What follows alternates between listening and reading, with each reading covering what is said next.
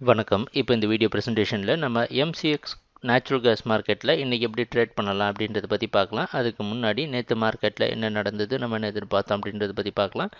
நீங்கள் பார்த்துட்ருக்கிறது natural gas மார்க்கெட்டோட 7 நிமிஷ கேண்டில்ஸ்டிக் சார்ட். இந்த கேண்டில்ஸ்டிக் தான் நேற்று மார்க்கெட்டோட ப்ரைஸ் ஓப்பனிங் 143 பக்கமாக ஓப்பன் ஆயிருந்தது. நேச்சுரல் கேஸ் மார்க்கெட் நம்ம என்ன எதிர்பார்த்தோன்னா, நேச்சுரல் கேஸ் மார்க்கெட் 152 ரெசிஸ்டன்ஸாக வச்சு தொடர்ந்து டவுன் ட்ரெண்டுக்கு சாதகமாக இருக்கும்னு எதிர்பார்த்தோம்.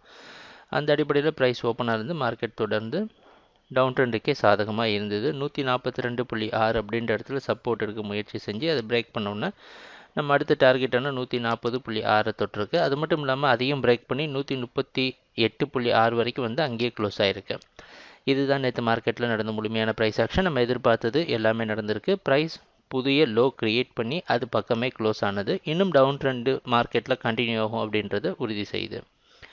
இன்றைக்கி என்ன பண்ணலாம் அப்படின்னு பார்த்தோன்னா, நீங்கள் மார்க்கெட்டோட ப்ரைஸ் ஓப்பனிங் நேற்று எங்கே க்ளோஸ் ஆச்சோ அது பக்கமாகவே ஓப்பன் ஆகிறதுக்கு வாய்ப்பு இருக்கிற மாதிரி வெளிநாட்டில் இருக்கிற நைமேக்ஸ் மார்க்கெட் வச்சு பார்க்குறப்ப தெரியுது. அந்த அடிப்படையில் தொடர்ந்து மார்க்கெட் டவுன் ட்ரெண்டுக்கே சாதகமாக இருக்கும்னு எதிர்பார்க்கலாம்.